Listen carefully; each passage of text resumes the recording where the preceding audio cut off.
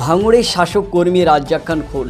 এই খুনকে কেন্দ্র করে ভাঙড়ের শাসক বিধায়ক শওকাত মোল্লা আইএসএফ নওশাদ সিদ্দিকীর দিকে একাধিক ক্ষোভ প্রকাশ করেছিলেন। এবার সেই সুর পাল্টে গিয়েছে তাদের দলের বিধায়ক হুমায়ুন কবির শাসক দলের দিকে ইঙ্গিত। কি বলছেন বিধায়ক হুমায়ুন কবির সেটা আপনাদেরকে শোনাবো, চলুন জেনে নিই। তো সেই রকম ভাঙড়ে একটা প্রস্তুতি সভা করে রেজ্জাক, সে অঞ্চল সভাপতি ছিল, সেও বাড়ি ফিরতে গিয়ে আজকে পুলিশের তদন্তে কি উঠে আসলো যে খুন হলো একজন তৃণমূলের অঞ্চল সভাপতি, আর খুন করলো যারা আসামি তারাও তৃণমূলের, কেউ 2023-এর পঞ্চায়েত নির্বাচনে তৃণমূলের লোগোতে তারা প্রার্থী ছিল। এটা আমি অত্যন্ত দুঃখজনক, মর্মান্তিক।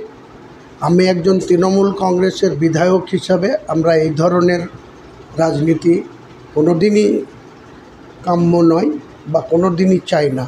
কারণ মরছেও তৃণমূল, মারছেও তৃণমূল, জেলে যাচ্ছেও তৃণমূল। তাহলে দলের আগামী দিনে যারা জেলা বা ব্লক নেতৃত্ব দিচ্ছে, রাজ্যের সর্বোচ্চ নেত্রী বা নেতা কী করবে?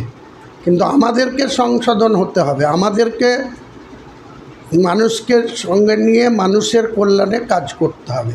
আজকে যেভাবে সাঁইথিয়াতে আমরা সূত্র পাচ্ছি যে সেখানে একটা বালির ঘাট ছিল, বালি তোলাকে কেন্দ্র করে হয়েছে, একইভাবে কোনো জায়গায় জমি মাফিয়া তাদের ভাগবাটোয়ারা কম বেশি নিয়ে এইভাবে যে অকালে মানুষকে খুন হতে হচ্ছে, এটা কোনো দিনই সভ্য সমাজে মেনে নেওয়া যায় না। বা কোনো রাজনৈতিক কর্মী হিসাবে, আমি একজন তৃণমূলের বিধায়ক হিসাবে এইভাবে রেজ্জাকের যে অকাল মৃত্যু বা পীযূষ ঘোষের যে অকাল মৃত্যু, এগুলাকে প্রতিহত করতে হবে। এগুলাকে যারা কে বা কারা কাদের মদতে সব হচ্ছে, পুলিশ যেমন তার নিরপেক্ষ দৃষ্টিভঙ্গি নিয়ে ওখানেও আসামি অ্যারেস্ট করেছে, তাদের জানতে পারা যাচ্ছে যে তারাও একসময় তৃণমূলের কর্মী।